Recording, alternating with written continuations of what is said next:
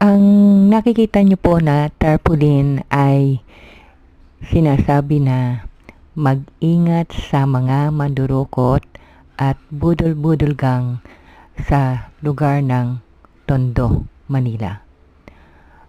Yan po ay malapit sa South Star Drugstore at malapit din po sa 168 Mall. Nasa likod din po niyan ang isang maliit na headquarters ng pulis. So, kung kayo po ay papasyal po sa lugar ng Tondo, mag-iingat po kayo. At kahit na rin po sa ibang lugar pa, kung saan dahil sa hirap ng buhay ngayon ay siguradong maraming tao ay naging mga gumagawa na ng hindi maganda. Mag-ingat po kayo lagi.